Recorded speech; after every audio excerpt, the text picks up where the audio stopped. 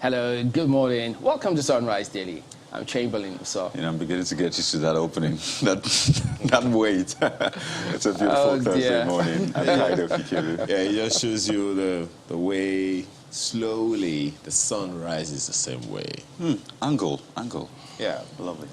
You give it to the director, come on. Am I good morning and welcome. If you say so.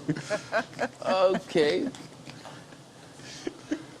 Okay, now that there is no sun on my own background, what's to do? Good morning and welcome to Abuja in the Federal Capital Territory. I'm Malwell Yusuf. So you better go and put some sun there. For what it's worth, I mean, she's wearing that outfit that looks very sunny. So, yeah. Hey, Malwe, yeah, the sun this morning. Oh, dear. Well, yes, indeed. I mean, the Lagos State government, which pictures you see pretty soon, just continuing that red line project. They've taken it a step further. The governor is in the state at the moment, and so that's why they've gone to acquire this 2 sets of 10 cars, intra-city metropolitan trains for the Red Line Rail project, which the state said. I think at the beginning of the year, they said they were going to, complete it? At least they'll go really far with that. Then they spoke about the 4th Mainland Bridge as well, and some of the projects that they intend to complete. So that is that visit, the interior of that the Talgo 330 kilometers per hour. Well, yeah. So this is going to boost rail transport in this state, something that they say, well, they're really approaching this with lots of intent to ease the traffic burden in this state. I know many already say, oh, Lagos and traffic, but some people are thinking. I hope this will seal the divorce, the planned divorce of Lagos with traffic. Because, you know, there's that union, unholy union, Lagos and traffic. So, well, there had to be a lot more to seal that, really. So, exactly, because this is meant to, do 500,000 passengers on a daily basis. I mean, we know how many people have to travel in Lagos on a daily basis. You're probably, watching us from traffic right now, or listening to us in traffic right now. So, this has a lot of potential, especially because it's meant to kickstart before the end of 2022. Yeah. But, the backstory to all that played out in Milwaukee is also quite interesting. And I think it should also help us plan for the future, be wary. Because, I mean, these trains, these buses, as it were, I mean, when you break it down, were manufactured, over 10 years ago. And it was meant for similar project in Milwaukee. But guess what? Because the administration changed, the typical, I will not continue your project and all that, happened there. So they essentially abandoned it. But, I mean, Talgo said they tried to maintain the train. There was a court process and all that. But one of the issues, maintenance. Big one. I mean, you can't have this sort of infrastructure without putting in place proper maintenance. It's a big deal. And if there's anything we should have learned, I mean, we can talk about the Abuja-Kaduna Rail Line and others, is that we need to take maintenance as a priority if we want to make this work. There will be questions about what it was manufactured 10, 11, 12 years ago. Is that suitable? And people will tell you, well, some of the planes you're flying were manufactured, 20 years or even more ago. So in terms of that, perhaps that will balance the conversation. But what is instructive for me is that what played out in Milwaukee with a change of administration affecting that. We see that play a lot here too. I hope that will not affect this as well. I mean, continuity, that's on the one hand. Maintenance as well is a big one. And the third one for me will be, so will that sort the problem of traffic in Lagos? It's a conundrum. I didn't ask you, don't worry. I don't want to put you on the spot. Because, really. I mean, really, solving traffic problem in Lagos, number one thing would be that of discipline. I remember, I think it was in the Murtala Mohammed government that came up with a policy that said, because there was so much traffic in Lagos in the mid-70s, can you imagine? In the mid-70s, okay, odd number, even number days. So this marriage of Lagos and traffic, it's been a long time coming. Years, and I don't see the divorce happening anytime soon. But you see, still talking about backstories. Lagos State in particular has had this Metro Line project idea for many, many years, since the Second Republic, actually. We've been talking about the Metro Line project as far back as 1983. scrapped when the military took over then, and then resuscitated. The conversation around it, came back when the Fourth Republic began, and here we are today. Now, so how much money we lost over the years, suspended programs, because every time you have such a program and you suspend it, you will lose some money, especially to the contractors. And we lost money in millions of dollars. So that's on the one hand. Now, you talked about sustainability, not just of the project, but of the idea itself. Well, this one is according to the plan, goes maybe from, say, Agbado to maybe Marina. Whether or not that plan is still subsisting, I guess maybe it has been reviewed, because there are two lines, red lines and blue lines. So I guess we'll update to find out how that goes. But you see, the maintenance part that you talked about is not just of government, but of we the people as well. Excuse me. Look at India, look at the way the people use the trains. And even in Lagos, see the way the people use the trains along Agege corridor, for instance. The question that you want to ask is, if we continue like that, will we still be able to sustain this project over the next 10 years, 15 years, 20 years from now? So there's a lot of responsibility on our own part. But then, what are the protective things that government has put in place? Remember, it was just recently we were hearing stories of vandalism of the rail lines and all those things. If those things are not maintained, if the security of the infrastructure and investments that we have made in and on behalf in the city and on behalf of the people of the city are not provided, that leaves a question. But that partnership of the people and the government has to be strong. So you've talked about the marriage of Lagos and traffic. How about the marriage of the people and government to ensure that we do the needful so that this investment will indeed benefit us all on the long run? Markwe, it's your stage, remember? I need some reminding, do I? I think I just need to say this morning. For me, it's, can we go already, Lagos? That's the statement I have to make. Can we go already?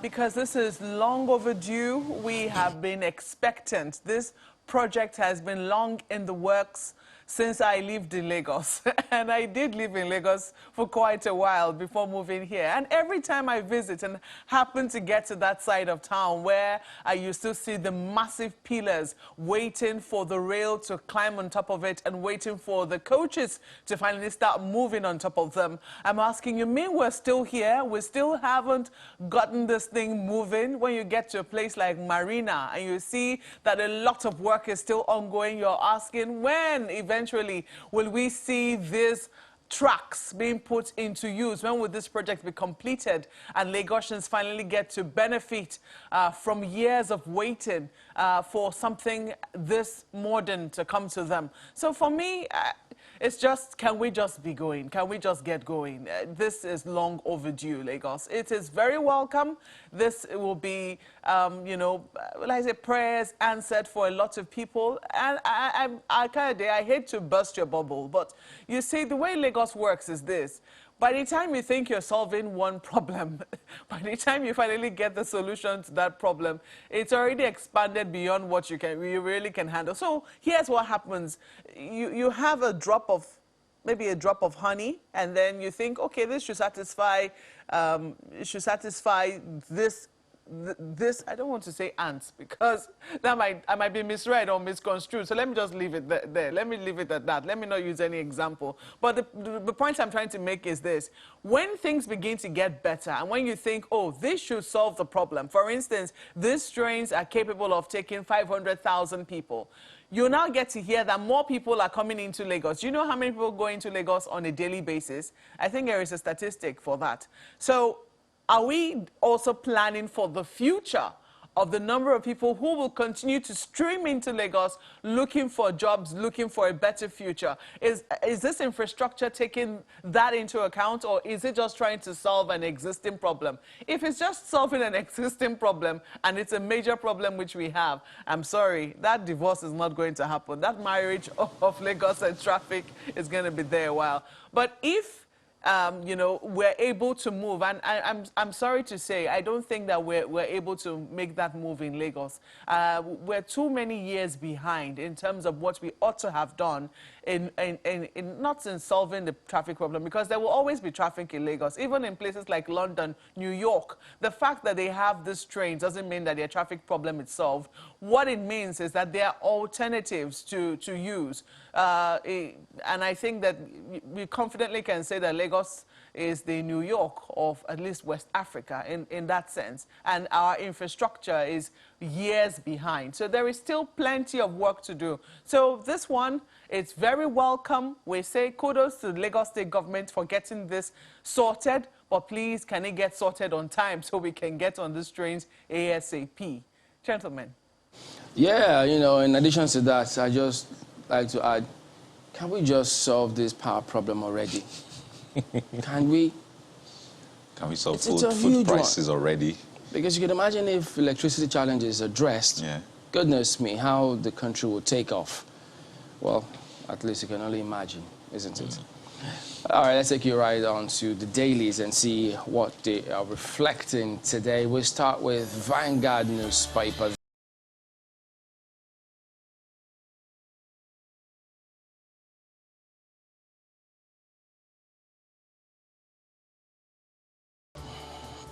Yeah, so let's go. Vanguard convention, tension as police take over APC secretariat. CECPC releases timetable, denies zoning chairmanship to North Central. Don't allow looters hijack delegates. Oshimbajo Group tells Buhari APC. South-South leaders warn against electing ex-governors as party leaders. Ex-Lagos Council chairman mobilized for Tinubu. And then you see Shinkafi, Zamfara Governors Ally battles Yari, 11 others for chairmanship. Why I resign as PGFDG Lukman. So all of that packed associated with that lead story, which you see on the front page here today. So at the bottom strip, so you might have heard it previously, electoral bill, NAS backpedals, OK's direct, indirect primaries. But there's a but, which we'll focus on and let you see how that plays itself out eventually. Fuel subsidy, Labour alleges plot by governors to disrupt protest. So does that suggest that they don't buy that commentary from the President or the Senate, that the President didn't, you know, subscribe or authorize or allow or permit or approve the fuel subsidy, whatever adjective you want to use. He didn't say there won't be removal, though. He just said that the President didn't approve it, so... And that's what we're waiting for. So what does that mean? Isn't that the same budget that the President signed, where, according to the Minister of Finance, Budget and National Planning, has allowance for just 6 months? So the President didn't say it, he just signed it? I'm just wondering. So what about the budget? That's what I'm saying. All the processes they went through in the budget. Hey. It went through them, the National Assembly. Exactly. So. Okay, well, okay, Mr. and Mrs. All right. Well, Mrs. saying from a distance, while Mr. just sitting down there, you know, just trying to relax or catch his breath. And Mrs. says from there, I asked how you managed with cooking while I was away. You said, by the grace of God. But I learned grace. The girl next door was here. And Mr. says, you know, you should not the grace of God. So, I don't know what response followed after that. I don't think all will be well in the house of Mrs. today. Wait. All has to be well in the house of God. Not in the house of grace. Mm-hmm. The house of God. But that was not a house of grace, for God's sake. It's okay. It's too early for Grace was visiting. Well. Oh, dear. Look at the back page, Vanguard. Yeah, lots of smiles on people's faces. Guinea-Bissau 0, Nigeria 2. That speaks volumes. Super Eagles fly into last 16 as Eguavoin's perfect record continues. And then you see the rider, Guinea-Bissau players head home, refuse to, in parentheses, die. Can we just let them be? Really, I think it's been a very trying period for them. I mean, we had to win for bragging rights, essentially, because we had And it was qualified. good. Yeah, it was good. It's really good for some people's hearts. Yeah. Yes, it is. Well, as usual, I watched maybe 30% of the match. Okay. I watched all the goals. Well, it's a good improvement from last time. Oh, yes, it is. It is. Well, let's turn our attention to the heart of the front page of the Nigerian Tribune. An electoral bill is a big one. Senate, House, bow to Buhari. Not as in bow, but you get the context. Widen scope of primaries, approve, direct, indirect, consensus. There's a new kid on the block, right? Options for political parties. Amendments unanimously approved in Senate. Opposition kicks in House. You wonder why? I'll probably break that down for you today. House prioritized safety of democracy. That's according to the spokesperson. It's a page 8 read. It's a big one, big one for Nigeria. And we'll definitely be giving you insights. And the picture on the front page speaks to our chat. And under that, you see Lagos acquires 2 new speed trains. Sanwo-Olu seals deal in US. So, as you can see, the front page is really packed. So I'll just take one more, which sort of answers the question Chamberlain raised about subsidy and the rest. And you see, fuel subsidy removal, I will clarify from relevant government agencies, Lai Mohammed. So it's on page 2. And again, we'll ask, what about the budget? So, you know what? Could be part of the clarification. Okay. So let's leave it there for the Nigerian Tribune. The Guardian newspaper is also interested in the electoral bill this morning. CSOs knock Senate over consensus option as NAS reamends bill. That's what you have on its lead. But there are those who will argue consensus has been going on with or without the inclusion in the law. So, because after that, you still have to adhere to the laws. Yes. Yeah. So that's But now, voting and the rest, so. But now there will be no voting once there's consensus. Well, we don't know yet. Okay. I guess that's why the Assuming. CSOs are Hypothetical. the CSOs are kicking, as it were. Senate reps bow to Buhari's request on Electoral Act. Consensus option undemocratic, says Sislak. Huriwa, legislature a captive of Buhari. NAS attempt to overregulate political parties unnecessary, says Olurode. And Buhari has no option but to assent to bill, says Women Forum. The details continue on page 2 of the paper this morning. Of course, that Lagos train story is also on the front page. Now, there's this one on page 4. PVCs don't expire. INEC tells Tinubu, insists double registration an offense. In case you've been having doubts and seen that video, well, I guess that's your response right there. I hear there's been some sort of apology or retraction of that. Oh, well. Well, did I not get it? I think it was before the apology came. Oh. There you go. Well, that's okay. Well, there's this one as well. Court awards 1 billion naira to Kano, orders FG to tender apology. All of that you'll find packed on the front page of the Guardian newspaper this morning. That's the Guardian newspaper today. Let's take a look at Daily Trust for you. They have this convention, APC to pick chair from 4 contenders. Aspirants lobby Buhari's men as convention timetable released. Yari, Sheriff Yuguda edged out. President has final say. Crisis persists in Zamfara, Sokoto, Abia, Benue chapters. So politics takes the cake on the front page of Daily Trust newspapers. Pages 5 and 15 will give you details. And of course, highlight of the match played between Nigeria and Guinea-Bissau yesterday. 2-0 was how it ended. Look at how they caption it. Super Eagles end AFCON group phase in style, beat Guinea-Bissau 2-0. So really, every match was taken as a final, even where we could have gone to, we could have gone to sleep on this 3rd match. After all, we already qualified. But the Super Eagles say, no, no, we're going to win every single game. So I hope they keep up that spirit. Page 47 will give you details. A number of other stories just beneath the nameplate. Vehicle registration portal fails as importers decry delays at ports. whoever is responsible for that, I better be looking at page 24 because this complaint is loud and clear. Vehicle registration portal fails as importers decry delay at ports. Electoral bill, fresh controversy as Senate reps approve different versions. Abdulsalami Sultan, others to grace Daily Trust dialogue today. So they're having a dialogue. Let's leave it there for Daily Trust newspapers. New Telegraph next. Ex-YCE national president, why 2023 elections may not hold in Southwest. Says kidnapping no longer Fulani business. All regions now involved.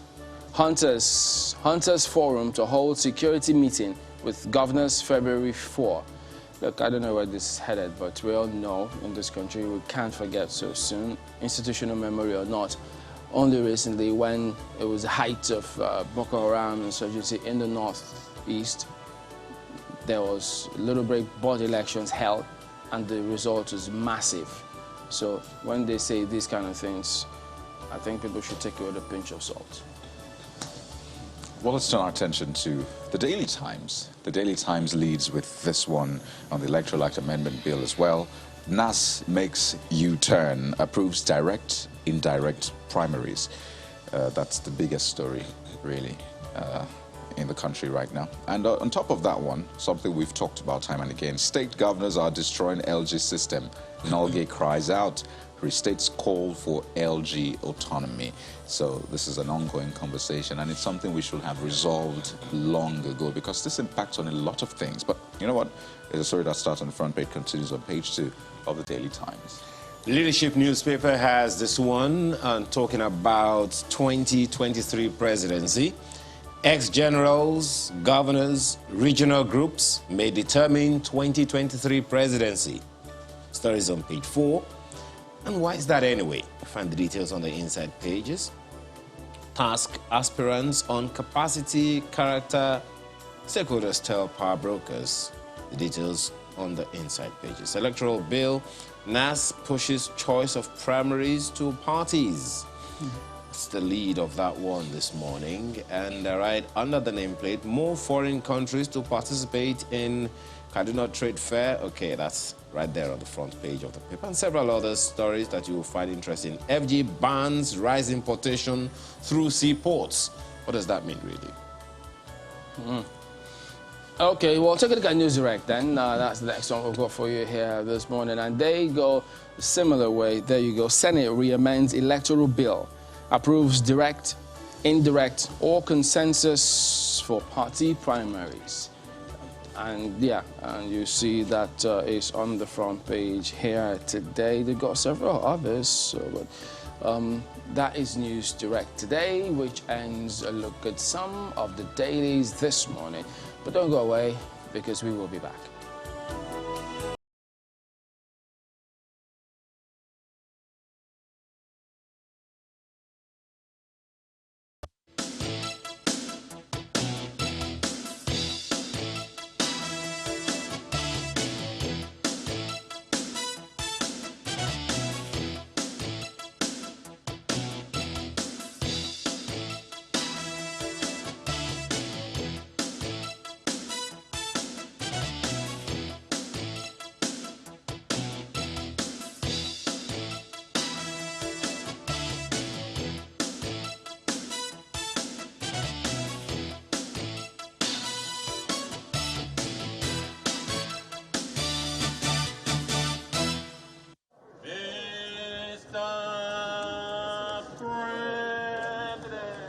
It's the proverbial D-Day in the National Assembly. Federal lawmakers are expected to act on the concerns raised by President Buhari in the Electoral Act Amendment Bill. Specifically, the president wants lawmakers to re-amend the clause which makes direct primaries compulsory for nominating candidates by political parties. The Senate rescinds its earlier decision on compulsory direct primaries, choosing instead to adopt direct, indirect and consensus as procedures for nominating candidates. The Senate, in the Committee of the Whole, considered the Electoral Act No. 6, 2010 Repeal and Enactment Bill 2022 and approved as follows. Clause 84 as recommended. Is this a true reflection of what transpired in the Committee of the Whole? Thank you. It also approved that a political party that adopts direct primaries shall ensure that all aspirants are given equal opportunity of being voted for by members of the party. In the case of presidential primaries, all registered members of the party are to vote for aspirants of their choice at a designated centre at each ward of the federation. For indirect primaries, it approved that in the case of nomination to the position of presidential candidate, a political party shall hold a special presidential convention at a designated centre in the FCT or any other place within the federation agreed to by the National Executive Committee of the party. In the House of Representatives, lawmakers immediately go into a closed-door session on resumption. 30 minutes later, the chamber doors are thrown open. Legislators confer in different groups. We would later learn that lawmakers had just got wind of a Senate's decision to include the option of consensus as a procedure for nominating candidates. A letter was written by Mr. President. The House also follows the path of the Senate by rescinding its earlier decision on compulsory direct primaries. However, it does not adopt consensus procedure for nominating candidates. It is my considered position that the political parties should be allowed to freely exercise the right of choice in deciding which of direct or indirect primaries to adopt in the conduct of their primary elections. So basically, our rules have tied our hands. We can't even go outside that clause to inject any other thing, even if we so desire. Outside the chamber, lawmakers explained the decision not to override the president and why the consensus method was not considered by legislators in the House of Representatives. Let us not be having problems with our parties, with the government and everybody. Let us put even the indirect primaries and the direct primaries and then also the consensus. So whatever happens at the end of the day, the party will not blame the National Assembly for making a law that is difficult for them. A lot of our members who have consulted, their constituents came back and said, well, there was a need to give the latitude, to the parties so that the people will have option. Members didn't think that the consensus was as democratic as the interment of the amendments were scheduled. How does a party determine its consensus candidate? These are some of the things you should look at. You cannot give a vague, so a political party, the chairman of the party can decide in a room who the consensus candidate can be. The Senate and House of Representatives will now have to form a conference committee to harmonize their positions on consensus candidates for party primaries. However, this may delay the speedy conclusion of the process. Linda Akibe, Channels Television News.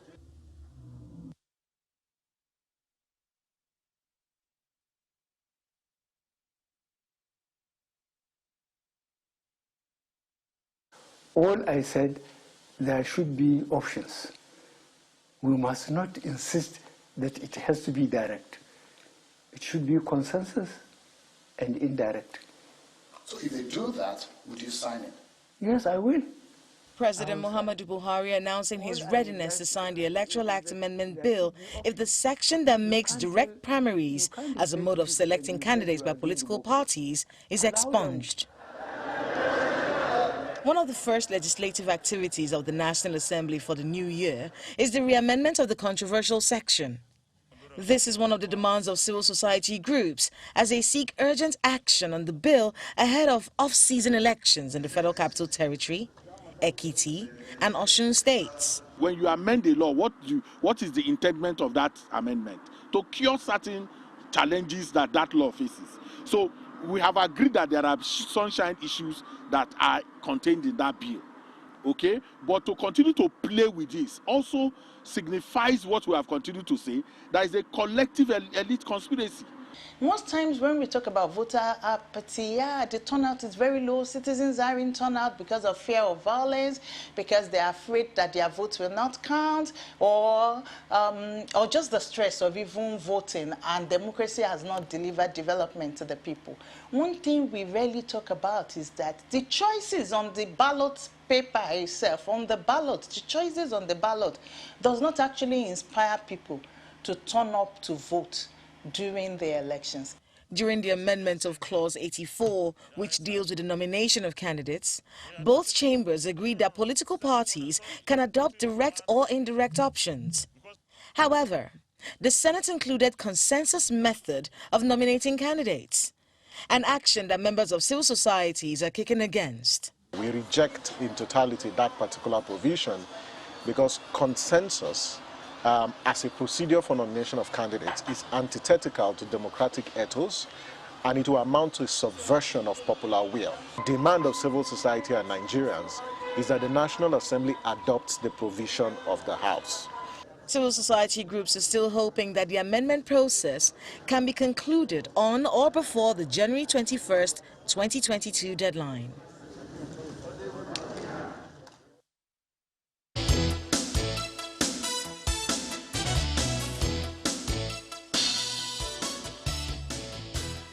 And that's basically what we're talking about this morning. Sufficient background there provided by our correspondents Linda Akigbe and Kayla Megwa. Let's take a look at what the issues are. We have this morning a very distinguished panel. Senator Bala Nahala is the chairman, Senate Committee on Air Force and former Senate Deputy Majority Leader, is a member of the APC. You're welcome to Sunrise Daily. Good morning, and good morning, viewers. Good morning, and sitting right next to me on my right is Honorable Nkema Bonta, who is a former chairman, House Committee on Public Petition. He's a member of the PDP. You're welcome, Honorable. Good morning, and morning, viewers. And Mr. Godson Okoye is a national chairman, UDP, and former presidential candidate of the same party. Chief, you're welcome to Sunrise Daily this morning. Thank you very much for having me. Good morning, Nigerians. Well, this is what we imagined initially that, I mean, looking at the order paper of the House, we're told that for the week it was not certain that this was going to be discussed. But when members resumed on Monday, we saw that it was seen that both chambers went into closed-door sessions.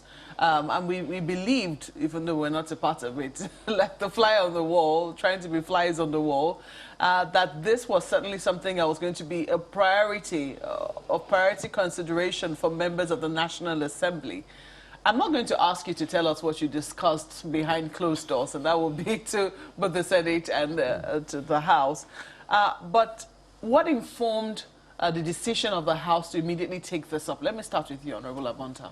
Well, electoral laws, or having good electoral law, is front burners in our business. We desire to have a good electoral law, to have the processes that produce what we want. Therefore, Mr. President, having declined assent, we resume. So let's start from there again to give it expedited action. That's just what informed us to do that immediately, because time is of essence. Okay, so even though it was not on the order paper, from what we understood, members agreed to bring it as a matter of priority or urgency? There are rules also gives us that latitude to, at times, suspend a rule and reintroduce something if the urgency requires so to do. In the Senate, we know that there was a lot of, well, I say unhappiness, and this is the mildest word I can find, after the president returned the bill unsigned. And we understood that just before you went on recess, about 75 of your members had gathered signatures. There were thoughts that they were going to override the president's veto, but that didn't quite happen. You're a member of the APC. I do not know whether you were part of those who, I doubt very strongly that you were, but what would I say, what was the calming effect, or what was the calming balm which was used to appeal to members, if there was any appeal at all, to ask them to, let's give this bill another chance? Well, let me first of all start by saying that it's an inaccurate report to say that there were 75 members of the Senate who have signed indicating that they want to veto the president on this matter. And signing in Parliament is only to show attendance.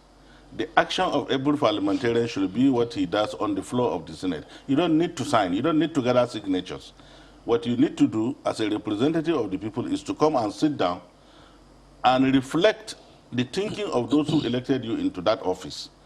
in your actions or inactions on the floor of the Senate. So it was not true in the first place. And there was nothing calming. Was it true that people were unhappy?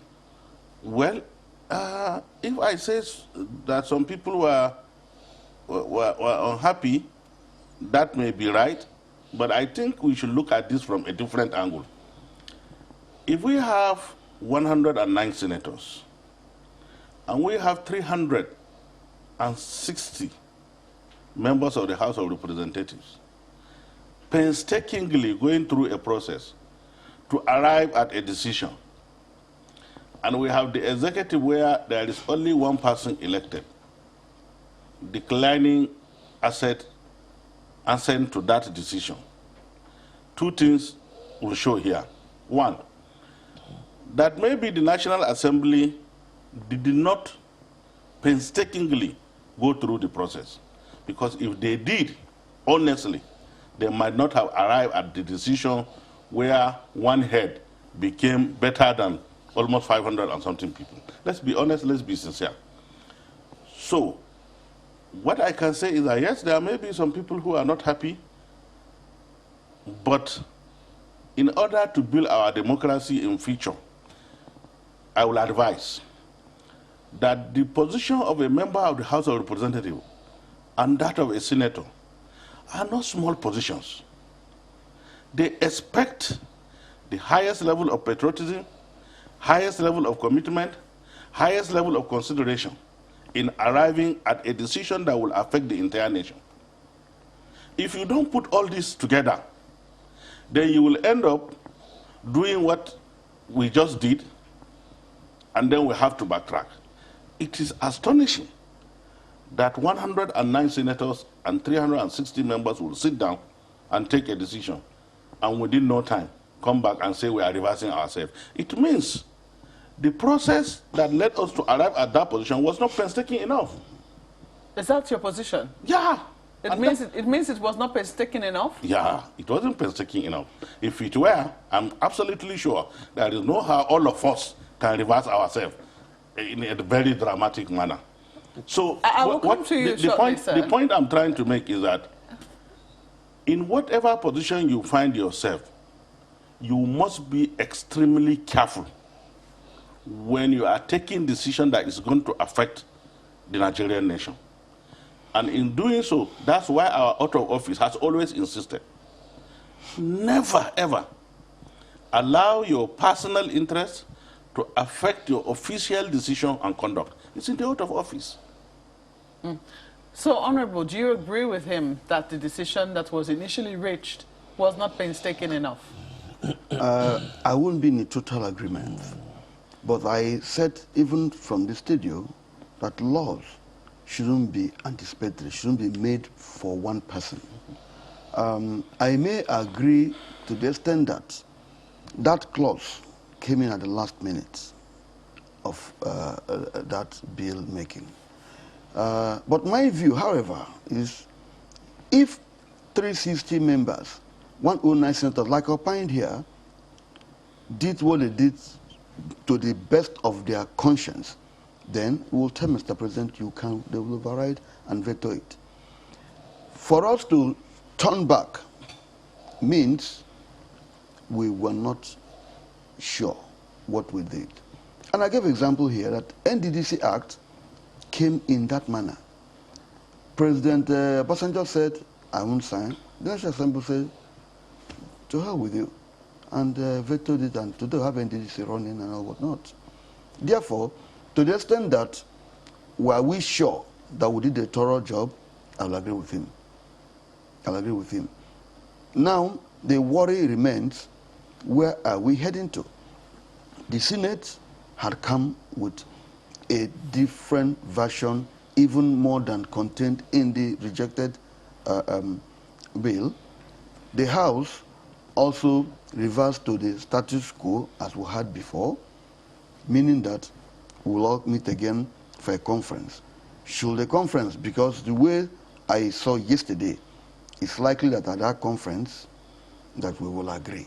Because they have a different position, we have a different position. And if we don't agree, what do we do? Is it a joint session? worth. We'll discuss the way forward shortly, but let me quickly go to our third guest. Chief, I wanted to ask you, part of the reasons why this decision, why the president said he wasn't going to sign initially, why he declined assent, was that he wanted options.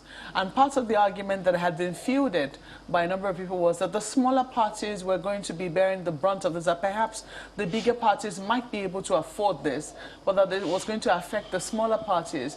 What was the position of your party with regards to the fact that the National Assembly had initially passed just an option for direct primaries? Well, thank you for that nice question, and good to hear from the honourable member and the distinguished senator. You see, when certain actions are taken, they have partly answered the question. But in passing a bill, in passing a law for a country, you are not considering national interest. I've always said it.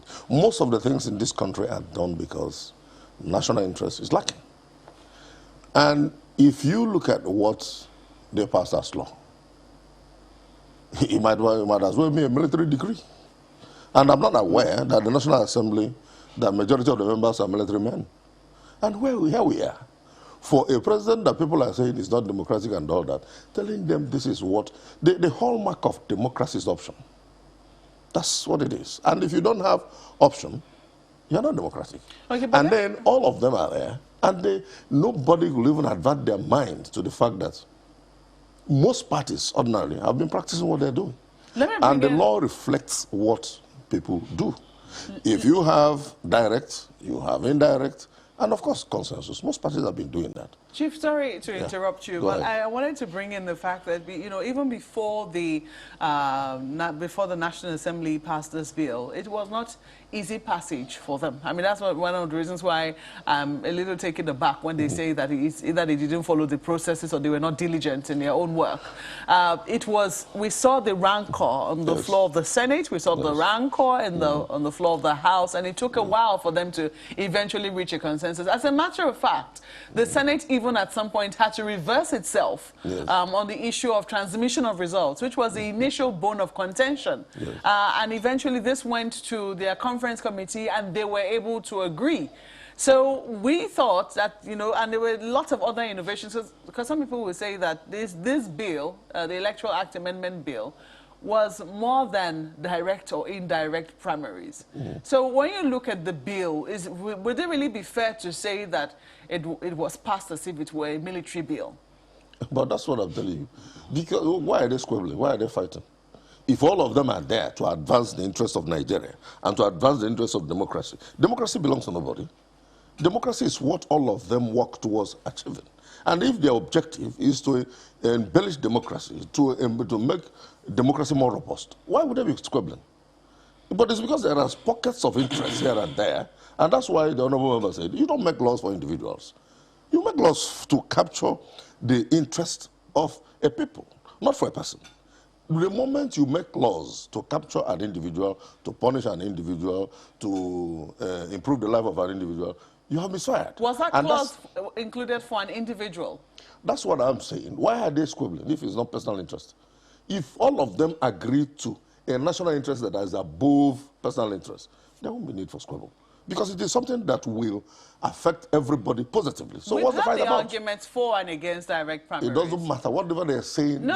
I mean, let's remove that of the national... I mean, let's remove the National Assembly from this conversation. Yes. Among CSOs, among civil society, and I'm not just talking about the organizations, I'm talking about even the general populace. Yes. The arguments between... Because that's what this did at the end of the day. It brought to the fore the arguments for and against direct primaries and indirect primaries as well. There were merits and demerits. Yes. For the smaller parties, what was the concern of the smaller parties? That's what I'm telling you. The smaller parties are more interested in democracy. Once you don't give options, you're no longer democratic. What is deeper in a democracy than people being able to select amongst themselves, amongst the political parties, the people that will represent them in different positions? In direct primaries, you're going to move everybody there. And most of the time, it's easier to get those people confused. But the point is, if you have indirect primaries where the real people that understand the party manifesto, the party programs are there. Because if you have direct primaries, you may just get people that are not even members of the party that will come there. And then they say, okay, they are members of this party. For that purpose of electing or nominating candidates. In a party like yours, for instance, where, I mean, it is argued that your party is a small party and you can debunk or accept that. The question is, you know, for your party, it would seem that it would be easier for your members, and I don't know how many members you have, but it will be easier for your members. You have been a presidential candidate. For them to say, it is Chief Godson Okoye we want to be our presidential candidate, and the popular vote is what is carried within your party. What's undemocratic about that? I agree with you on that, but that's not the way to say, that's not a reason to say you don't have to create options. You must create options. Just like we're talking about, I was listening to analysis on the Lagos situation and the rail. You end up creating there. Nobody thinks about the future. The future is about options. It must be dynamic. You don't have to create just one option and say this is one size fits all. It doesn't work that way. The options will be there. It is left for the parties. The parties are supposed to be independent. The parties are supposed to carry on. They choose whichever one they want. And in most party constitutions, I can tell you, they all have all this. They have direct primaries, they have indirect primaries, they have consensus. Some parties will say they can change the mode provided for in the constitution. If you have a congress or a convention, they can say, okay, let's set down these rules, let's stand this down and adopt this procedure. So the size of the party, and it's been advantageous to parties that are not so big, will not make it the right thing to do when you don't have options. Options must be there. And I commend the president for even thinking it wise to tell them, you people need to create options. Okay, let's flip this to Lagos now. I know my colleagues have questions for you, gentlemen. Chamberlain? Yeah, let me start with Senator Naala. From what you say, it comes across as though you'd say the National Assembly put these clauses there for their own personal interest. In other words, they deceived Nigerians by telling us that this was in the interest of Nigeria for democratic processes. Is that right? I will enter a plea of not guilty to that charge. There was nowhere in my statement where I said they inserted it for their own interest.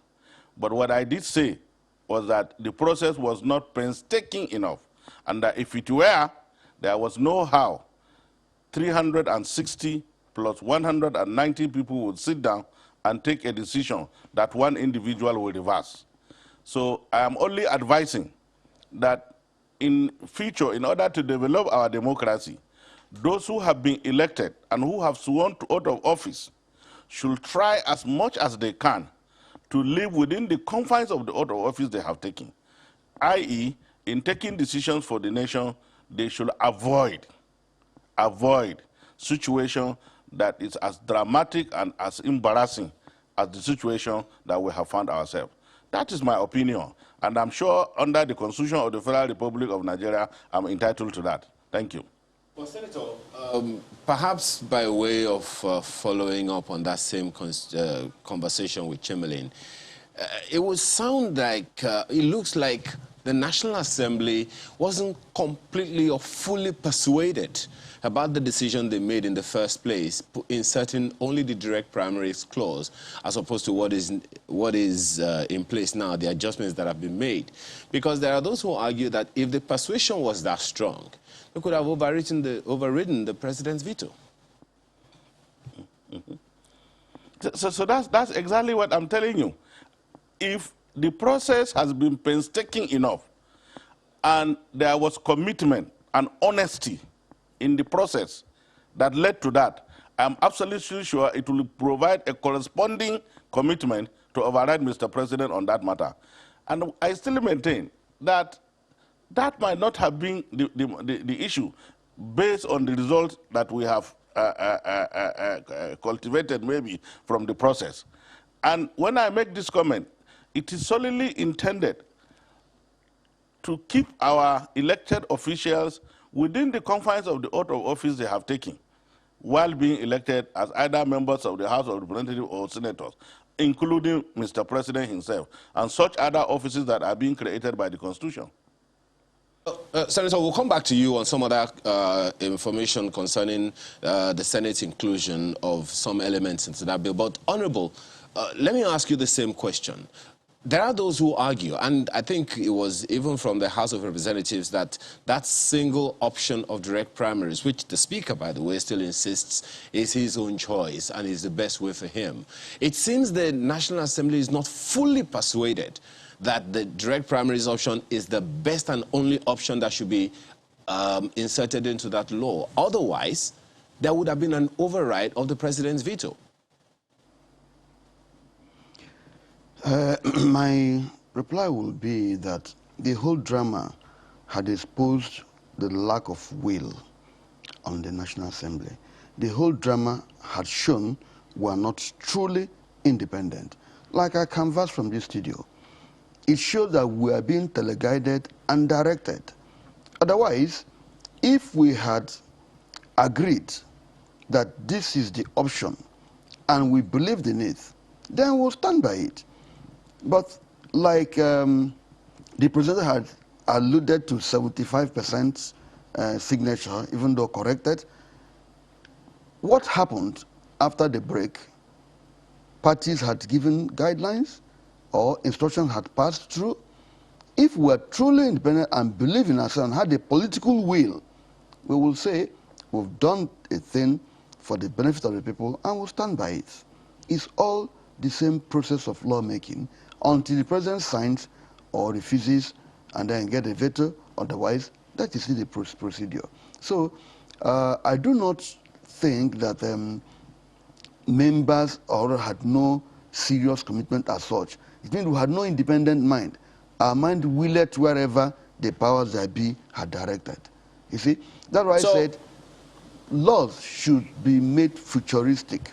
Laws should be made having the totality of the interest of the nation, like our friend said here, not based on what we think about a person.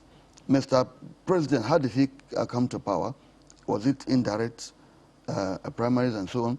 And what beats my mission is that even now we practice all the three options. Yeah, Honorable Abonta, just a minute.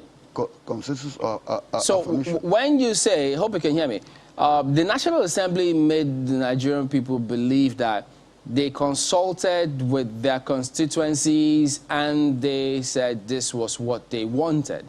But now you say they are being teleguided. So that is completely different from the narrative they sold to us, that they were being told to do this by their constituencies. Let me take, don't tell me you don't understand what happens in National Assembly. Don't tell me you do not know that the independence we claim we have, that we do not. You've alluded to it. See, yes, our constituents may have said do this or that, but the voting is assumed to be the collective interest of every constituent put together, assumed so. But is that so? So if we represent people, we represent constituencies, we came and exercised our individual rights that collectively turned out to be one option.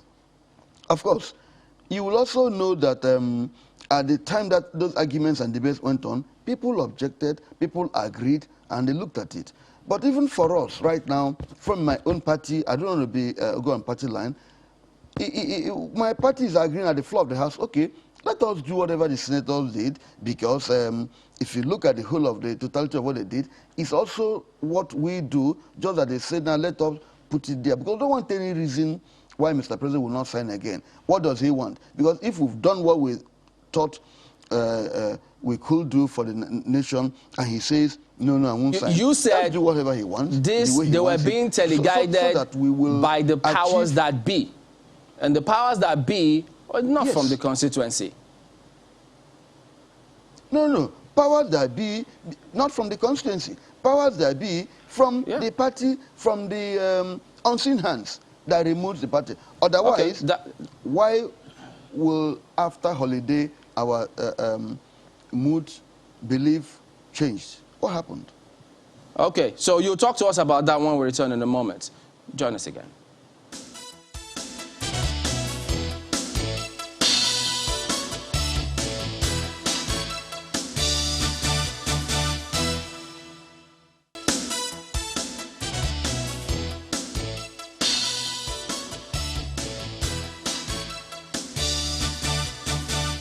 Labonta, you were making a point as to how the National Assembly went on recess and suddenly came back and things have changed, how they were teleguided.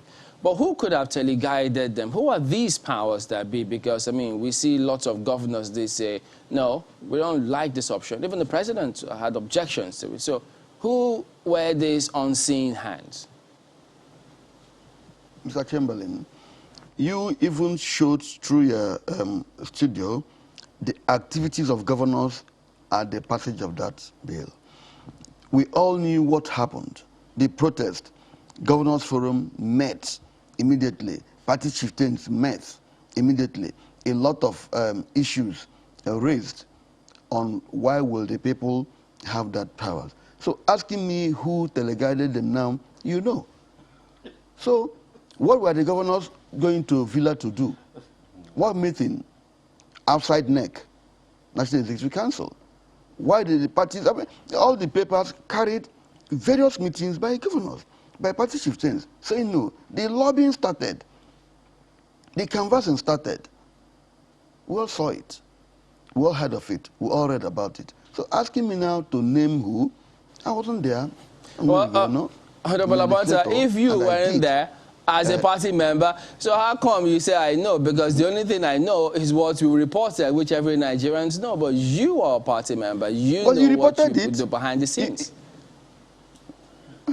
You reported to the whole world, to Nigerians, look, governors are gathering. They are protesting. All the objections. So those who gathered and objected did the lobbying, if you wanted to say. Those who said, no, we won't agree, did that teleguiding. They gave the instructions. And of course, you know, they are demigods or semigods. They are almighty and very powerful.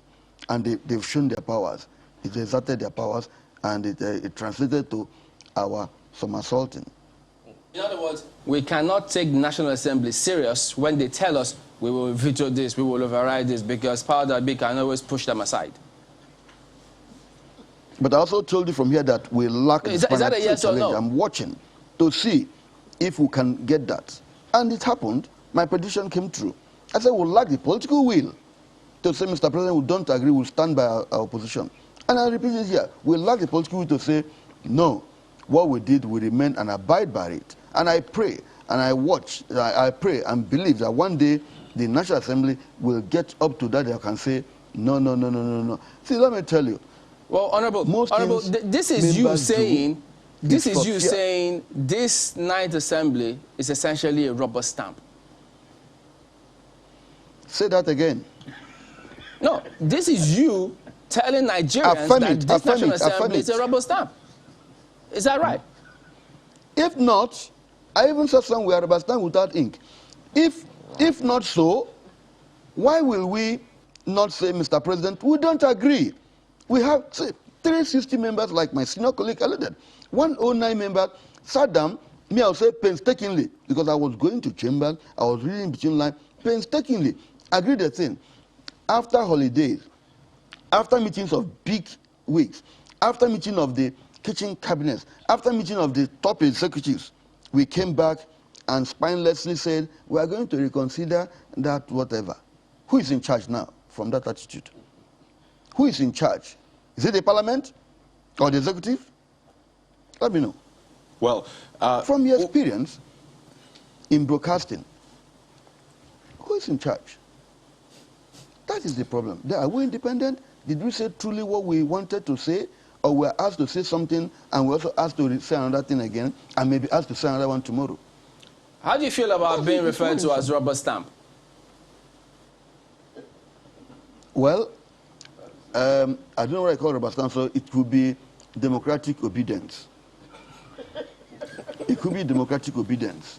It could That's be a new one. going to party line and decision. Obey your masters for there to be peace. Wow. Well, I'm sure a lot of Nigerians are listening, and they get a better sense of what plays out at the National Assembly, so perhaps they can approach these issues with better understanding. And we quite appreciate you actually telling things as they are, Honorable Labonta. But before I go to Chief Okoye, let me take on Senator Naala, because there's the teleguiding, as it were, after the president declined the assent, and then the National Assembly had to now rescind its decision. But then there's a previous one, which was making direct primaries the only option. Who, in quote, teleguided the National Assembly to stick with that option? Because as it is now, clearly it was not something from the constituents. It was not from the people. So whose idea was it to have that provision? If Senator Nala thinks it wasn't painstaking enough, perhaps our personal interest. So who was responsible for that provision? Well, let me first of all correct one impression. I never, at any point during this interview, used the word teleguided. That is the opinion of my friend and brother. And I will never again accept that the National Assembly is a rubber stamp assembly. I will not accept that.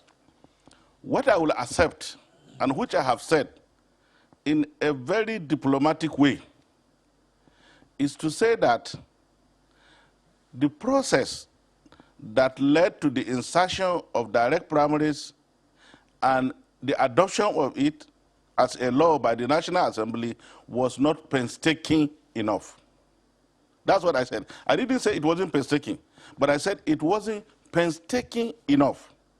And I said, if it were painstaking enough, it means it would have carried the commitment, the resilience, the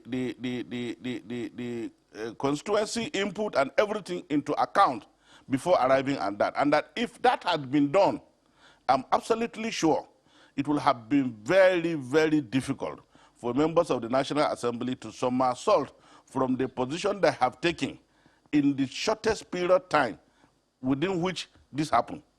That's what I'm saying. And I'm saying that in future, for the development of our democracy, I will advise and encourage that the National Assembly as an institution should carefully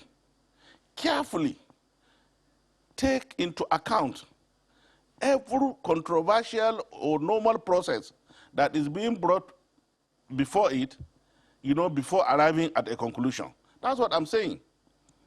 And I think this is what you should understand. But Senator, what you just said now, when you say it's not painstaking enough, what is missing? Yes. Thank you. Thank you. What is missing is that if there had been a robust debate, an opinion collation, democratically, don't forget that one of the most respected definition of democracy is that it is a recurrent suspicion whereby more than half the people are right more than half the time. You will have noticed from what my colleague said that the issue of direct came at the dying minute on the floor of the House of Representatives when they were considering the report of the Committee on Electoral Matters. What it means is that it was never discussed nor adopted by the committee of the House, but that it came as an amendment, allegedly, since I don't have the records, by the Speaker of the House of Representatives. And I have seen the Speaker of the House of Representatives doing whatever was humanly possible to defend that position. But what will prove me right was that on one breath, I heard the Speaker saying that because of the number of attrition in the National Assembly, there was the need to protect members of the National Assembly from the influence of governors, and therefore the resort to direct primaries. Now, the catch there is that personal interest was allowed in the process. That is the catch there, if you are getting me. Because he particularly said the turnover of members is very disturbing, and that there is the need to protect members of the National Assembly from the governors. In the first phase, that failed. That argument will fall flat because it will have concluded with the fact that that decision was taken to promote personal interest against the oath of office we have taken as members of the National Assembly. That's one. The second one, I have heard him say that it was to provide opportunity for Nigerians to take full part in electing those who will represent them either as president or members of the National Assembly, or such other offices created by the Constitution that are elected offices. Great argument, fantastic.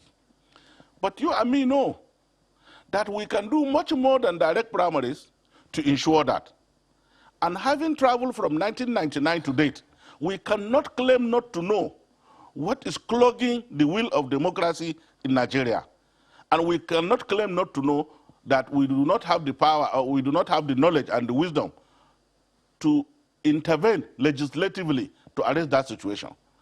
So you see, I have spent so much time in Parliament. I have dedicated so much of my time in parliamentary practice. And I think I must be given the benefit of knowing what parliamentary practices are.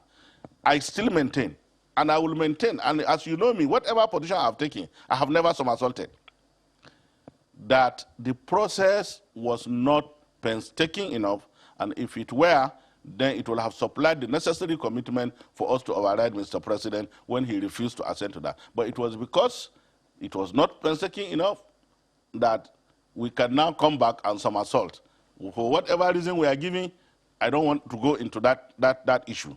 But that does not mean that I will accept the fact that the National Assembly is a rubber stamp. The only thing is that the process was not painstaking enough, and if it were, we will have muzzled the commitment to go further if we genuinely believed and participated in that conclusion. I'm absolutely sure we will have had the same genuine commitment to override Mr. President. Well, Senator Nala, just two quick issues before I take it to Chief Okoye, because Honorable Abonta introduced that expression, democratic obedience. And this is quite, instructive, because if it was the idea of the Speaker to introduce this provision, and members think essentially, well, this is not the way to go. It's not democratic enough, so we don't have to obey. Is it hard for the members to say, you know what, we don't agree with this, let's debate this properly, and then come to a proper conclusion rather than just, falling in line with the leadership of the House? Because what I hear you say is first among equals. So isn't that possible for members of the National Assembly to essentially stand their ground and say, well, leadership, we don't agree with you?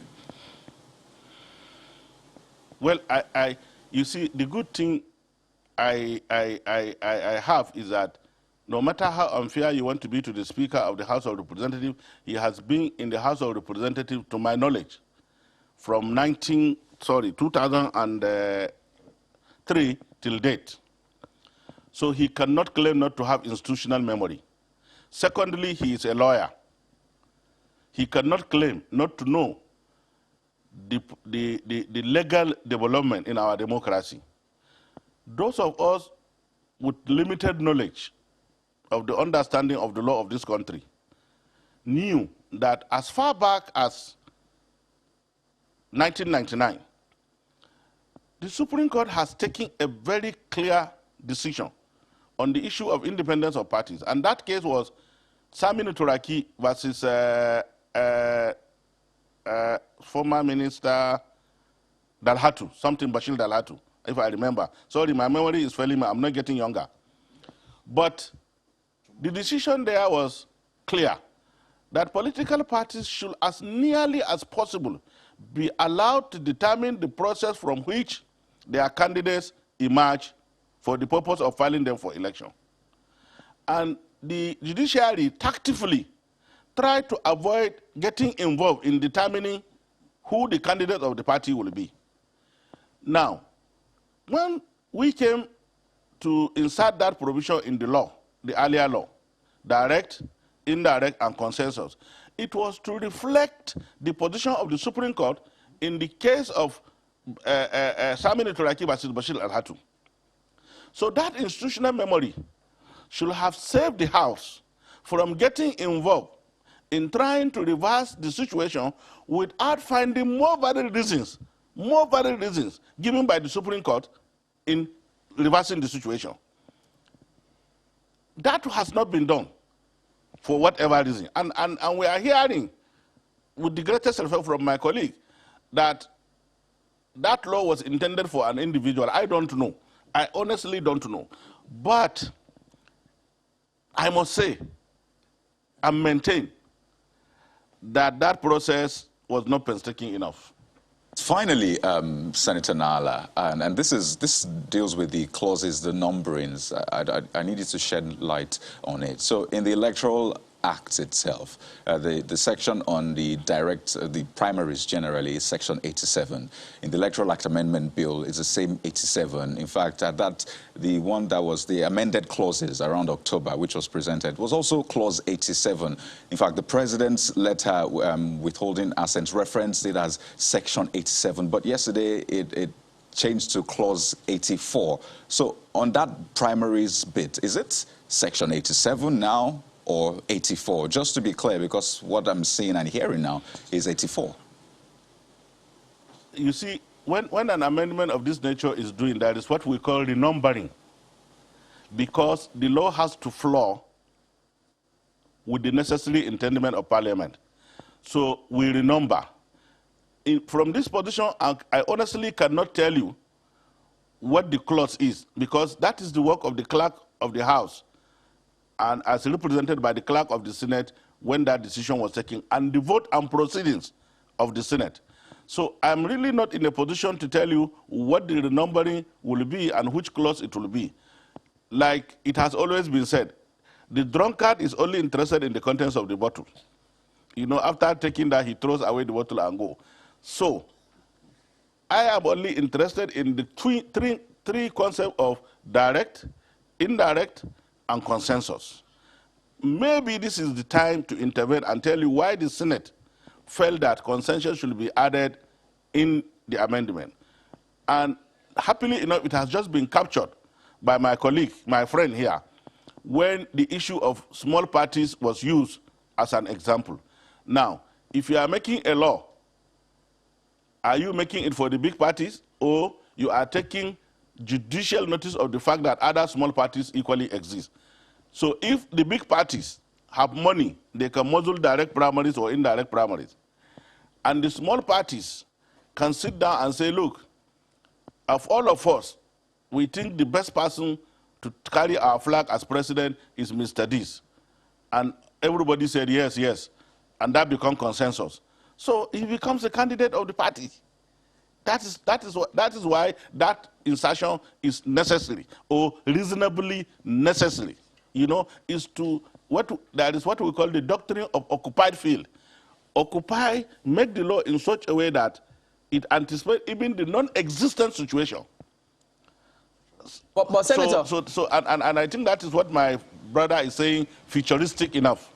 Yeah, but I think that was the bone of contention in the House of Reps when they found out that the Senate had included that consensus option. So was that request in the letter that the president wrote to the Senate, other than the consensus option? I have not seen the letter written by Mr. President on the issue of consensus. But you see, when you are examining a law, you are not tying yourself to the request of Mr. President. You can, in the House or in the Senate, say that, yes, Mr. President said that direct primaries is not convenient or politically expedient, or is not, or whatever reason he might have given. But you can say, okay, in view of the fact that we recognize the fact that other small parties exist, why do we need to put them through all this, like my friend will say, higgy-haga? Let us give them a provision that will equally accommodate their own peculiarity. And that is allowed in that process. Senator Chief Okoye, forgive me, I almost inducted you into the National Assembly right now. Please forgive us, we had to just essentially get a sense. Maybe I was being futuristic, maybe not, but to get a sense of the process so that we can speak to these issues. So, Chief Okoye, the fear for a lot of people, and I know you might want to respond to some of the issues raised, but the fear for a lot of people is all of this is playing out so that there will not be a new law ahead of the 2023 general elections. I mean, there seems to be another contention with the inclusion of consensus candidate by the Senate, and the House does not have that. So, putting together all of this, what are your thoughts? Well, having listened to the narratives of the National Assembly members, it is very clear, like Chamberlain had been trying to ask them, what is missing? What is it that is not there? What is not there is that, like the distinguished senator has said, it's not painstaking enough. And not being painstaking enough includes how many senators you have in a state. How many of those senators conferred with their governors, discussed with the governors? We are discussing laws. The country exists in the states. And if you make laws in a way that the governors don't feel they are carried along, like the honorable member said, the governors met. The governors forum met and they discussed, they went to the villa, they did that. That showed you that it wasn't painstaking enough. What the distinguished senator is not supplying is the details. That these things happened is a proof that it was not painstaking enough. And not being painstaking enough includes consultation. They've not consulted well. I'm not sure that they even discussed this with their constituents. In Anambra State, where I come from, I don't think anybody even raised the issue in Anambra State within the period prior to the passing of that bill. Let me ask you, you have emerged a presidential candidate a few times. Through what process have you emerged? Just once. Indirect primaries, that was 2015. Indirect primary. So yes. It means that with the inclusion of direct and indirect, your party is covered. We're covered. But that, you see, I keep telling you, you don't make laws to suit a party or to suit an individual. No, my point is, the point I'm saying is this. Yes. It's not really necessary to include the third option of consensus. No, why not? You see, it's not a must, you must adopt it. You put it there as an option so that you don't leave people to do what the law does not contemplate. No, but even if you eventually agree on a consensus candidate, there must be a process through which everybody affirms that this is the person whom we have consensually agreed to field. Isn't that correct? There has to be a process, but the law is supposed to guide the people. It's supposed to direct the people. So, the point I'm making is, is it really necessary to include it? The consensus does not mean that you are going to muzzle people.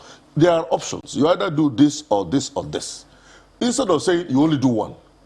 Even God created us with two legs. Why did he create us with one leg? What we have right now, yes. I mean, the National Assembly has reversed itself. Yes. The House now has direct and indirect. Correct. The Senate has direct, indirect, and consensus. Yes. They're still going to harmonize. The more the options, the merrier. Put the options there, let the parties pick the one they want. It's a very simple thing. They mustn't adopt the three of them. Any party can adopt anyone, but the thing is, let it be within the ambience of the law, within the contemplation of the law, instead of you're doing something that is outside the law. We're only having problems. We're totally out of time. No, hold on. We're having problem because when they see the president saying, I won't sign, it's a constitutional thing, it's provided for in the Constitution. But if you are on the right path, your policy or your laws are based on sound footing, even the president's not signing it, you override it. I just want to quickly confirm this from Senator Nala before we go. Senator, would you say that every time that the president returns a bill to the House or to the National Assembly unsigned, it means that the National Assembly was not thorough? Are you using the word thorough or painstaking process? You see, I have they were synonyms. The privilege. Painstaking and thorough. They're not synonyms for you. They are distinct and distinguishable. Okay, so would you let me use your words then? Would you say that every time that the president doesn't sign a bill which has been duly passed by the National Assembly, the National Assembly was not thorough? Not every time. Most of the times. And you can see in other civilized democracies around the world. Do you think that this singular line or clause in the entire bill, because there have been arguments, there are those who believe that the president never wanted to sign, the governor of Rivers State has said it several times, that for instance the Petroleum Industry Act, he wasn't satisfied, he signed it and sent it back with amendments, and that the same could have been done for this. Do you think that it was not enough, it was enough for him not to have signed, to have declined assent to the bill? You see, every bill has its implication on the nation. And the president is the president of the nation. He's not the president of Villa.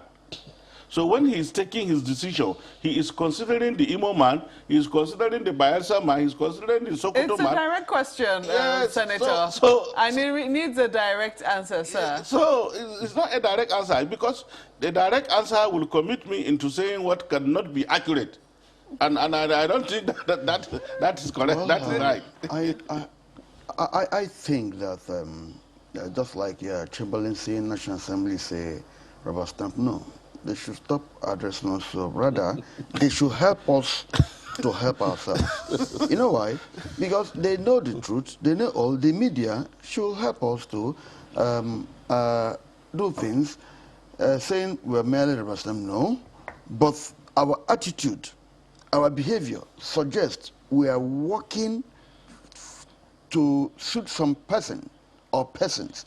Like he said, you have refused to make reference to this persons. You know, you're not very clear on I am the persons. clear about the persons. Like, Mr. President is not a president for Villa Heights. He's a president for all.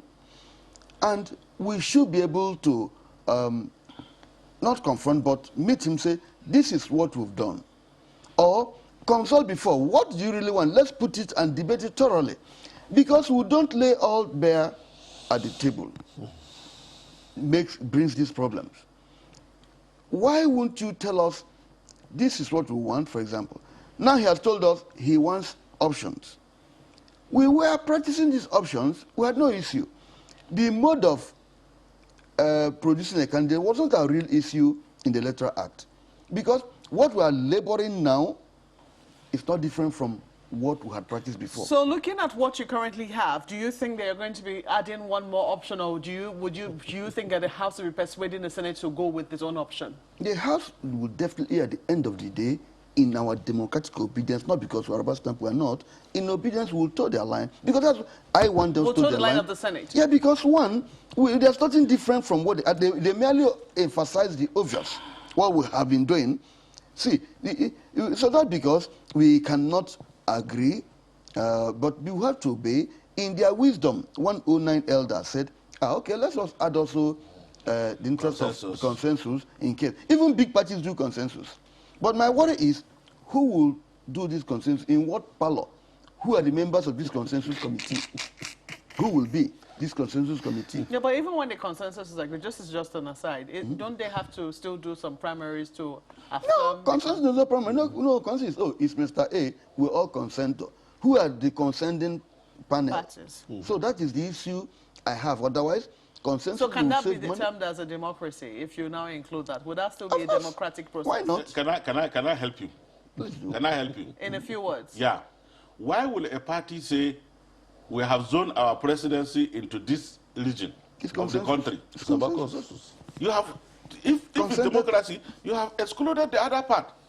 And let me tell you, what makes you think generality of Nigerians want a president, whether qualified or not qualified from the zone from which the party has done its presidency? Okay. Let's leave it at that. Questions to certainly ponder. I have to thank you, gentlemen, for coming on Sunrise Daily this morning. Honorable Nkem Ambonte, your former chairman, House Committee on Public Petitions, and a member of the PDP, thank you for coming. Dear Senator Alatna Allah, who is the chairman, Senate Committee on Air Force, thank you so much for coming on Sunrise Daily as well. And Chief Godson Okoye, national chairman of the UDP, thank you so much for coming on as well.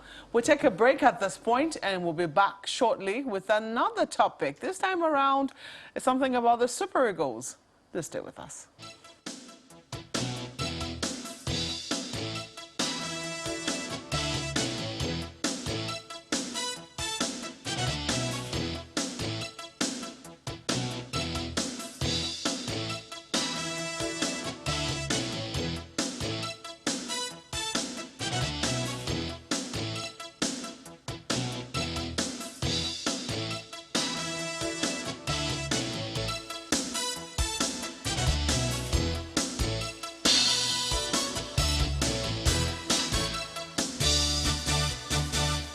Okay, welcome back. It's time to talk sports. And Ida Peterside, former Super Eagles International, joins us this morning. Good morning. Thank you for joining us again today. A very happy one indeed.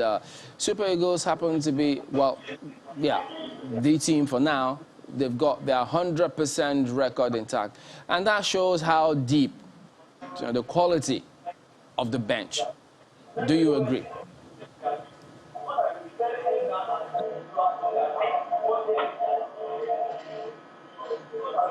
Well, I can't hear you. I'm freezing here. Okay, because we're getting some howl back actually, so maybe we don't know if you could turn that down, maybe from a different device. It seems it's howling back at us, but just to check now. Can you hear me now? Yes, clearly now. I can hear you clearly now. Okay, nice. I was talking about this victory of the Super Eagles. It's got a lot of dynamics and factors to this. So it speaks to the bench, really, because if you had about 8 changes on the day and then the quality still stood out, what does that tell you? It just shows that we have a good team. We have a great team. And for me, I would say these are just Eagles that were let loose to fly. Our former coach, just have something that is not right with him. I think he changed our players, did not allow our players' expression to play. Things are different now. I had a chat with one of the top NFF officials, and it was obvious. He kept saying that the players were restricted, were restrained from playing. Mr. Peter, just a minute. There seems to be another device that some sound is coming from, and it's distorting us from hearing you clearly. So if you could turn it down so that it will just hear you nice and easy. Maybe I should switch off my... Yeah, so just... I think it's better this way, so it's a lot smoother. Okay, yeah. So I think, like I said, the Super Eagles were just allowed to play.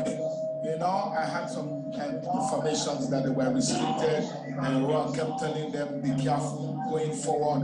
A whole lot of things are coming out while we've not been playing well. And again, kudos to the... So I think you need to check again. There might be some device somewhere that's not been turned down. So even if it's the TV, you may need to turn it down. So I'm sure, hopefully, you should be able to hear us directly. All computers can fit on the TV in the... All my computers, I don't know.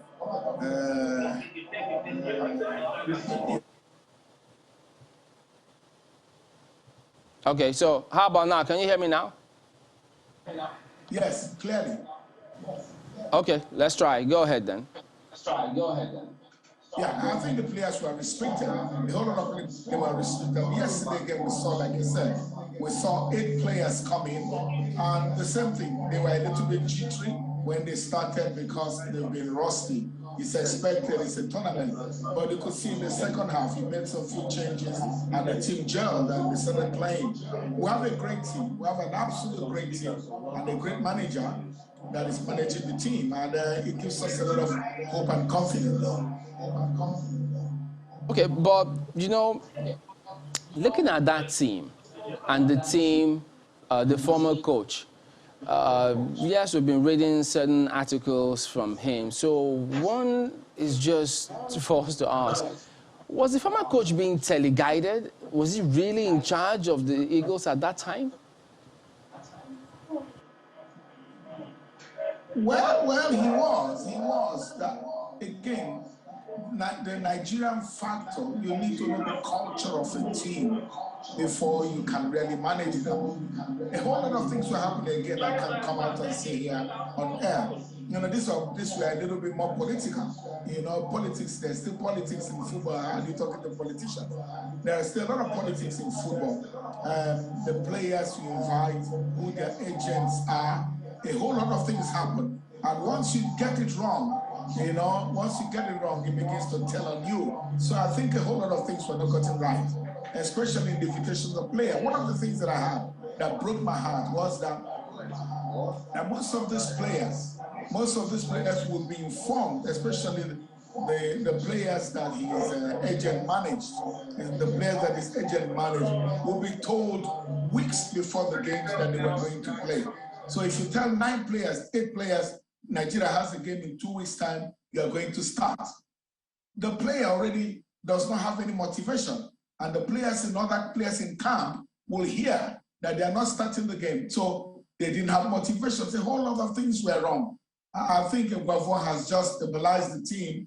I hear before the match, all the coaches meet, have a meeting, and he tells them, give me your best 11. And, once this is brought to him in their meeting, they will take a decision who to play. So it's a collective decision. And so the players are playing. They want to play for him. They want to play for the country. So it's a beautiful thing.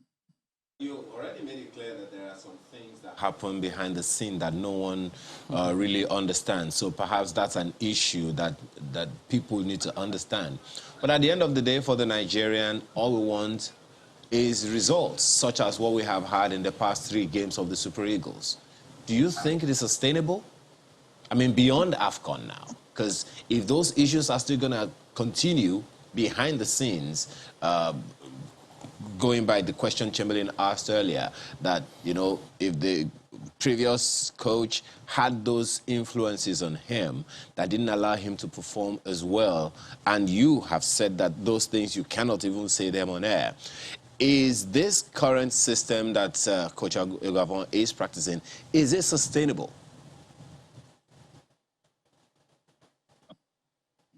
Well, a whole lot of things need to improve. Still, firstly, give the man a contract. You must give him a contract. You need to pay him well and let him run the team. This has been a challenge we've had. A lot of interferences from government, from the NFF, from, you know, you need to let him run the team, give him the confidence that he should lead the team. And again, that I've said, they wanted to bring Pesero to come and watch the games. Thank goodness. I hear now from a very reliable source that they've told him not to come to Nigeria, but they've told him not to attend the games because it will it will destabilize the team.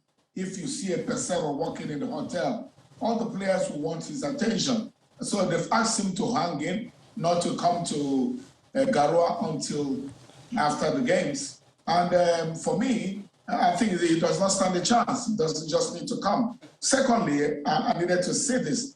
They must tell the politicians. They must tell the politicians not to go to Cameroon. Please, we beg them, leave the team alone because they will begin to fly in with their private jets now. It always causes problems. I remember a situation in 2010. We were supposed to play against Greece. And I think it was Adenuga. You know, Adenuga came to our dressing room, to our hotel, and promised us $1 million. $1 million if we won against Greece, because that would have taken us to the next round. Nobody talked much anymore. We were busy sharing money we had not seen. We were having meetings on who will take what, who will share what, how much will go to players, and the game had not come. So we just asked the people, leave these players alone. Lock up the hotel.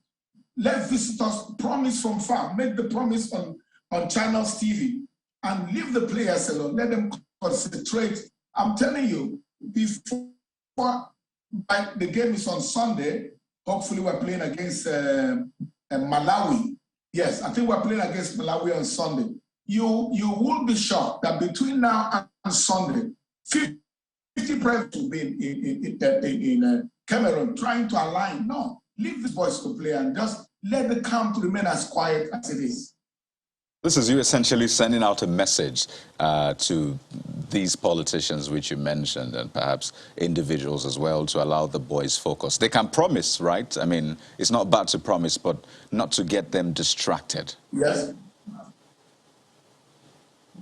Okay, so they always call for meetings. You'll be shocked at what happens. But I've seen a couple of people actually.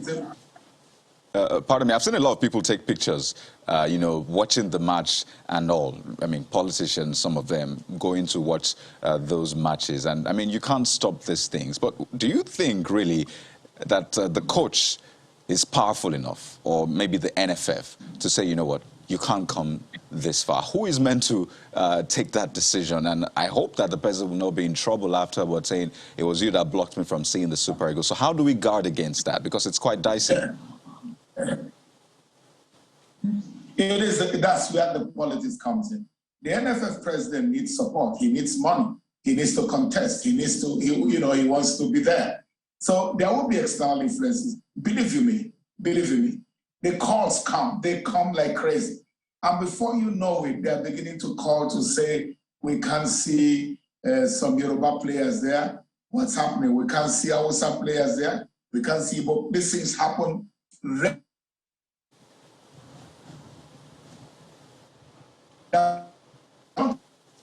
even the NFF press is cow. Yes, maybe once in a while you visit. All the board members, keep them away. You don't understand. It's like bees. They come like bees. They come like bees, you know, and keep them away. The coach has to be strong. And but the coach needs the support of the NFF. That when these people come, you divert them. You must divert them. Or else, God help us. All right, so hopefully they get the message on this one. But if you turn attention to the match now, watching from afar, so we don't go in there and distract the players, but looking at Uzoho's performance and Okoye, one is almost confused as to, wait a minute, so what do we do now with Uzoho, this kind of performance, and then, well, we've seen Okoye, you did say Uzoho seems better with aerial balls, so being there yourself, having been in that position, what do you advise we do about the coach and the keeping position? Do we go back to Okoye for the next match or what? I've always believed Uzoho is our best goalkeeper. You know, a lot of people, for me, he's the best goalkeeper. He deals with crosses. You know, but they have what we call football lock. Football lock is the slangs we use that there are goalkeepers that attract pressure. These goalkeepers that attract pressure always concede goals. That has been a lot of things people are saying against him, that he will do well, the team will do well, but he will concede a goal. Thank goodness he did not concede a goal yesterday. But I think he's a better goalkeeper. But maybe the club where he's playing is affecting him. And you remember the game with the last Nations Cup, the conflict came to where they dropped him. So I think for me, it's a better goalkeeper, but that's not for me to call. You know, it's for the coach to decide. He sees them training, knows their weaknesses. But for me, Uzoho is a better goalkeeper. But Okoye is there. He's our number one. I think Okoye will still play. Well, as you have said, I mean, that's your own choice. There was that confusion between Besto Gedegbe and Christian Emmanuel Okala, who was better at the time. Yeah. Well, their generation is gone. But I was a little, as I told you before, I watched the goals after it has been scored in the interest of peace and stability. But talk to me about that second goal. I was a little confused. Initially, there was some confusion about whether or not it was a goal, and then the referee had to speak to his second referee to find out exactly what happened. What exactly happened there? There are those who are confused. Was it an offside? Was it not an offside? And then there was that flag by the linesman. It's simple. It's simple. In every football match, the goalpost is looked up as a player. The goalpost. So they call the goalpost the 12th man. What happened was that they wanted to see, because you need to have two people behind the player. So because the ball hit the goalpost became a player and the goalkeeper. So they wanted to see if the player was in front of the goalkeeper or the goalkeeper was behind the player. So when they found out that the goalkeeper was behind the player, it became the goalpost and the player that made it two people, because it was the goalpost that gave him the pass. So the goalpost is looked up as a player. But now, if in the time of when the ball hit the post, the goalkeeper was behind the player, it would have been an offside. So they were looking at that goalpost thing and where the goalkeeper was when the rebound came. So in every game, the goalpost is the 12th man. Okay. I'm honestly, on behalf of a lot of people, going to pretend as though this is very clear, because when I kept hearing the goalpost, the goalkeeper, the third man, I'm like, okay, this is football, right? But thankfully, I mean, VAR solved that problem, and we had our goal. But I'd like you to speak to us about what's coming up next. Yes, we had a 100% record so far, but you said that every match is a final, and there are a couple of teams we can play with. I think we're meant to meet a third-place team in the coming days. So what are the options for us, and what do we need to start doing? Because the fact that we were first of the group, I mean, they say that no team is a minnow anymore, so you need to respect your opponent. So what are the possibilities, and what kind of mentality do we need to take into the next round? Well, you need to look at your opponent. We played D3. We call it D3, where E1, we play D3. I don't want to go into those kind of logics. But D3 is the third qualifier, okay? Third qualifier from D, which is Malawi. You would have, if we had played a draw, we would have played not Malawi, we would have played Cape Verde. But because we won, we're going to play D3, which is Malawi. Now we have to look at the Malawian game. This is the first time they're playing at the AFCON. They're very dangerous side. We saw them against Senegal, score a cracker of a goal, which was disallowed. We saw them get a penalty, which was disallowed. And there's so much jubilation in Malawi, but we are Nigeria. We are Nigeria. We are the Super Eagles. I say this because that's what they told me when I was growing up. That gave me the confidence to play for the national team. We must win. It is a must win. There's no excuse not to win Malawi. Now, when we beat Malawi, the picture changes. That is where the kata comes, because as at that time, there will be 4 teams left. And there are 4 dangerous teams that we can beat and can beat us. Number 1 is Tunisia. Number 2 is Cameroon. Number 3 is Morocco. And Egypt. The way it is going, the way it is going, Egypt will play against Ivory Coast. Now, if Egypt plays against Ivory Coast, then you understand what we're saying. It will be Ivory Coast or Egypt, Nigeria. That's if we do win Malawi. So this is the tournament proper.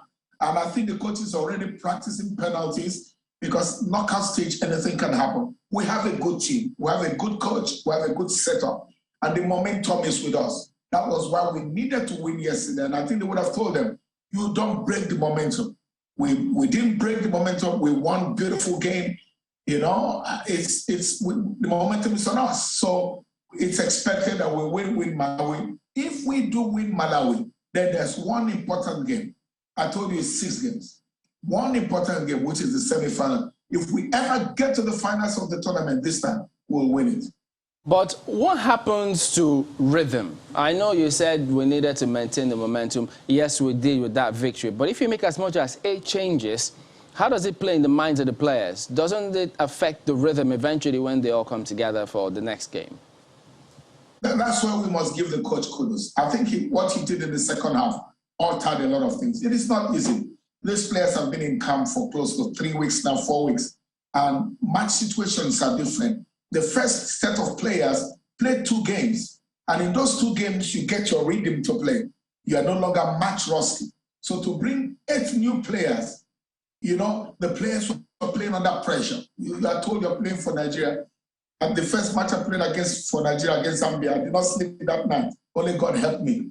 You see, so the fear comes in, the pressure comes in. That was what happened to them. So I must give them credit for to have won that game yesterday. It's unbelievable. It means we have a pool. We have a pool of 10 players that we can just close our eyes and dig in. You know, and a lot of people gave Sadiq stick yesterday. I want to congratulate him for scoring a goal. It's not easy. It is so much not easy. You know, Sadiq for me yesterday needed a lot of help and support. The goal he scored just changed everything. And, you know, it speaks to the role of the fans, both on and off the pitch. And when I say off the pitch, I mean social media as well, because, yes, he got a lot of stick yesterday, and I can say. So it was quite good for him to score, and then he was substituted. And that takes me to my next point, Mr. Peterside, which is the conversion rate. I mean, yesterday's match should have been maybe 5-0 or thereabouts, and this is with all due respect to the team. And the question is, how can we just tweak that part such that when our defenders do their job, the midfielders feed the strikers or the wingers, that we have, because it has something it does to the team when, you know, your build-up of play ends in something good. a goal or a very good opportunity. How can we tighten that part such that we don't waste opportunities? Because sometimes they come very far in between. It has some disadvantages that you come in and hit it in 4-0, 5-0. The next game, it affects the next game. You come in as a superstar. You come in believing so much in yourself that you might just be punctured. I think yesterday was beautiful. We struggled in the first half. And a whole lot of us saw weaknesses. And the coaches would have seen weaknesses where they can now work on. But if you just come bang, bang, bang, 4-0, 5-0, the day you meet a tough team, you will be taken by surprise. Now, our left back was challenged, our right back was challenged, our central defense was challenged. So you need to see what they do under pressure. And to have come back to win 2-0 in that very difficult game, I think they did very well. You know, they did very well. It's the rhythm is coming. There are matches you win 1-0 and you go and celebrate. You know, if you win a semi-final 1-0, you're in the finals. You win the final 1-0, you got the trophy. It will get harder. Remember, the Equatorial Guinea felt if they got a point, if they won us, 3 points would have given them an advantage to get into the quarterfinals. So we have to let the players, you know, say farambale, let them calm down, and we will get there. Well, we'll try and calm down and wait until the next game, hoping that at least those changes that were made will put all the other players on their toes and ensure that, look, if you slip up, somebody else will just take your space. So we're hoping for the best. Well, thank you very much indeed, Ida Peterside, for your time today. Thank you, sir. All right, let's take a look at your comments coming through now. This email, the first one comes from Isioma, who talks about the electoral law amendment and goes straight away and says there's nothing like consensus candidate or even indirect primary in a true democracy. True democracy is where ordinary citizens are given the power of their votes to elect freely those who govern them. Direct primary, which is real democracy, you test your popularity and your agenda with the voting public. Any other way is certainly manipulation by strong men, in parentheses, in the parties to handpick their preferred candidate, and that is not democracy. Sadly, in Nigeria, we practice a democracy that is alien to all democracies. Direct primary is the only true democracy, Isioma says. Well, take a look at this next one from Dixon Eka on the same topic, saying we witnessed what happened in Zamfara, Rivers, Ogun, Imo, and others. The option of consensus could be catastrophic. We need to advance in our democratic journey by compelling political parties to sanitize their membership database and allow political participation.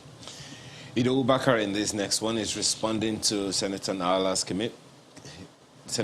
comments.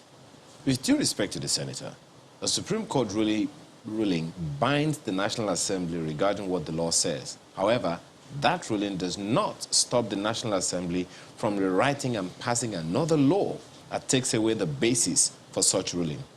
The Turkey versus Dahatu case is cited was wrongly used as a basis to attempt to tie the hands of the National Assembly.